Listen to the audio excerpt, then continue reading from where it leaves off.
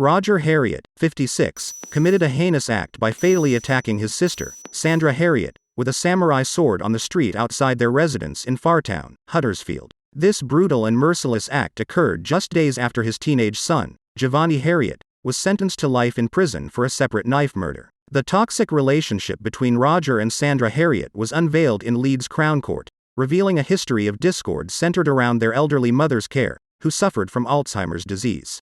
Herriot had been arrested on suspicion of defrauding his mother 3 weeks before he killed his sister. During this arrest, he vehemently expressed that Sandra would not have access to their mother's finances. Sandra Herriot, aged 56, had been living in constant fear of her brother since 2020. She endured a series of disturbing episodes where Roger physically and verbally assaulted her, even resorting to spitting in her face and engaging in aggressive driving behavior towards her. Roger Herriot's fascination with knives was highlighted in court, indicating a long-standing interest in blades, often used to intimidate with violent undertones. In response to her brother's threats, Sandra began carrying a personal alarm and obtained a non-molestation order in December 2022, which prohibited Roger from approaching her or her residence, as disclosed by prosecutor David Hall. The court proceedings shed light on Sandra's plea within the non-molestation order application, citing her brother's possession of weapons, her unease within her mother's home for the fear of his unexpected visits, and her realization of the imminent danger posed by Roger Herriot.